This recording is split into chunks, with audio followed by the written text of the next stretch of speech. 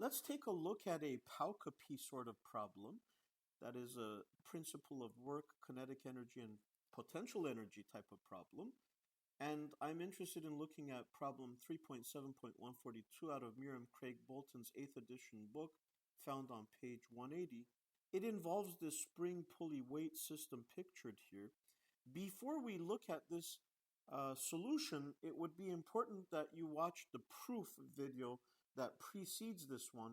As a matter of fact, if you watch that video, this picture will look very familiar to you, where we pose the question, for a spring pulley mass system, what is the connection between the spring and the pulley, or possibly the weight or the mass, because the pulley and the mass, or in the picture above on the page preceding, it's not a mass, it's a weight, but that's immaterial.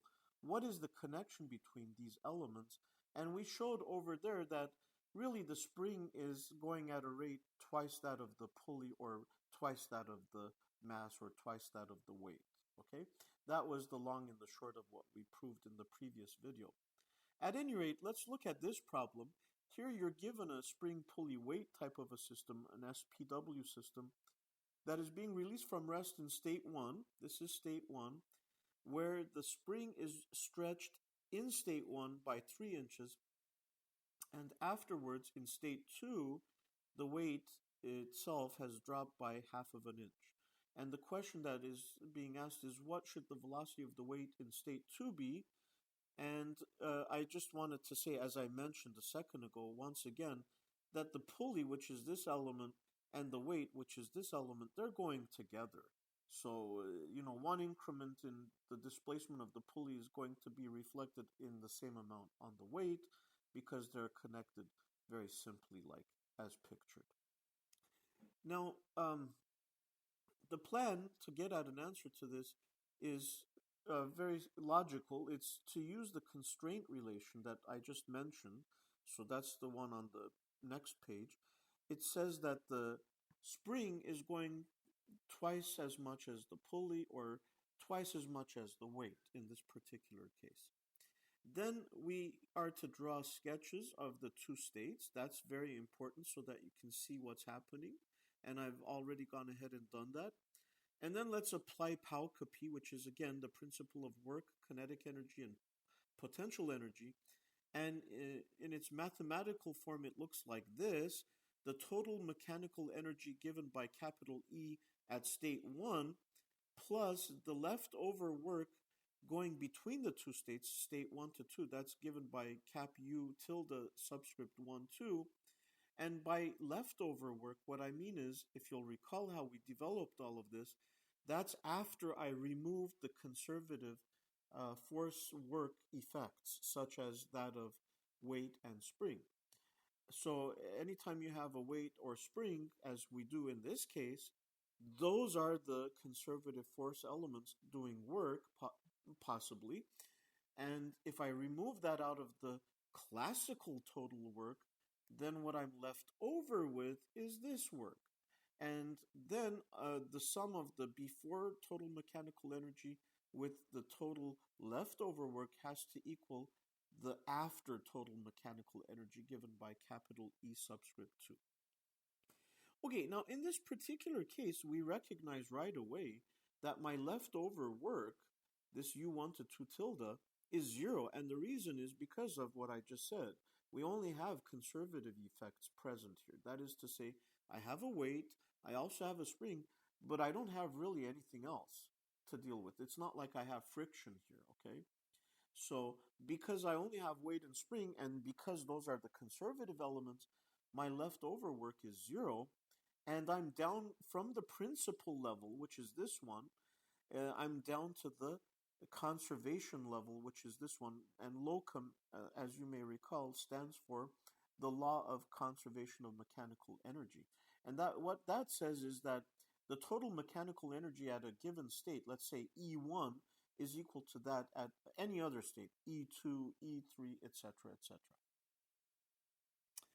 So if you look at the pictures before we get into the math here, the spring in state 1 has stretched by an amount 3 inches, we were told that the spring constant is 6 pounds per inch. The weight was given to us as being 100 pounds. We were also told that the system starts from rest. And then I need to pick a datum from which I can show the motion of the pulley in state 2 as having moved down by half of an inch. And that, as you'll recognize, is my delta xp, or similarly, that is the same thing as delta xw. In other words, the increment on the pulley is one and the same as the incremental change on the weight. And in this case, it's told to us to be half of an inch.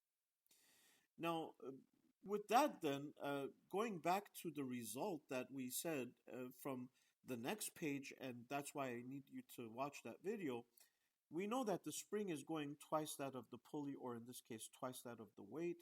And because the weight went down by half of an inch, what do you think the spring has done in state 2? Right? So the spring has to have gone twice as much, right? So if this weight moved down by half of an inch, then the spring had to have gone down an added inch, because that's twice that of half of an inch. And so altogether in state 2, I hope you can see that the stretch was the 3 that was in state 1 plus the 1 in going from state 1 to 2. So 3 plus 1 adds up to a grand total of 4 inches. Now, before I get into the algebra, I really, really hope that you can see the power of a sketch. And I always say that, the power of a sketch. It's so important for you to draw the sketch. That way you can glean off all the information that is given, and then you can put in what you now know to be the case, and now you're able to go into the algebra. So let's do that. So here I have E1 plus U1 to 2 tilde is equal to E2. We already established that U1 to 2 tilde is 0. And so I know that I'm down to the conservation level. E1 is equal to E2. Now that begs the question, what is E1? What is E2? Once I know those, I can equate them. And so let's look at them one by one. E1 is obviously T1 plus V1. But in this case, V1, the total potential energy in state 1, is coming from two sources. It's coming from the V1 due to the weight, that's the potential energy in state 1 due to the weight, and also the potential energy in state 1 due to the spring, V1s. Okay? T1 happens to be 0. Why? Because it's starting from rest, see? And what would have T1 be? It would have been 1/2 of the mass times the velocity at state 1 squared. But the velocity at state 1 is 0 because it's starting from rest, and therefore T1 is itself 0. All right, and so if you follow what's happening here, then E1 reduces to being V1W plus V1S. And, V1W is the same thing as V1P, all right? And guess what? That's 0, and the reason it's 0 is because I put the datum there. So the importance of furnishing to your reader some supporting text. So what am I down to? E1 is just simply equal to V1S, and what is V1S? It's 1/2 of the K times the stretch at that state squared. And here you have it. I put a bubble around it. Let's look at E2. E2 is T2 plus V2, where again V2 is composed of V2W plus V2S. And let's look at each of these one by one. So T2 is obviously 1/2 of mV2W squared. That's the term that we're after here. Then V2W is the same thing as V2 of the pulley, and that is nothing other than minus the weight times the increment it moved. Now, why minus? Because this potential is beneath my datum, right? So that's why I have a minus here. I hope you can appreciate what I'm saying.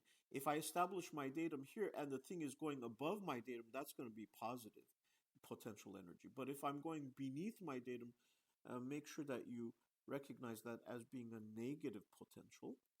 And then finally, the potential at state 2 due to the spring is again in the same form as 1/2 of Ks2 squared, that being the stretch of the spring in state 2 being squared, and where K is given to us as 6 pounds per inch.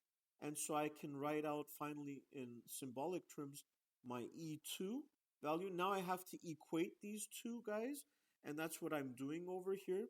And one thing I just want to make mention of before we finalize this is that when you do this symbolically, you'll notice that I have a G on the top canceling with a G on the bottom here, okay, on my weight. And then you'll also notice that I have a half of an inch here, but I have a factor of a half over here and I have a factor of a half over here that are unitless. But I went ahead and used this 1/2, which actually has units attached with it. I went ahead and used that to pull all the 1/2 trims out common.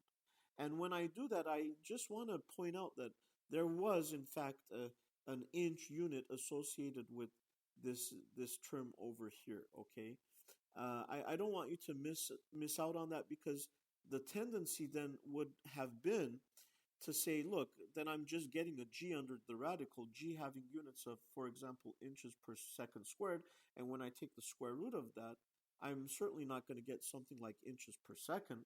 I'll get square root of inches per second, and that's no good. But don't forget that there was that 1 inch in there, and so I indeed get inches squared divided by seconds squared, and under the radical that comes out to units of inches per second. Anyway, those are little details that I hope you don't get hung up on, and if you notice what I'm saying, hopefully my explanation clears that up. And at the end of all of the algebra, you see that you're getting in closed form radical 224.112, which comes out to about 14.97 inches per second, which, if you make a unit conversion into feet, is about 1.25 feet per second, obviously directed downward.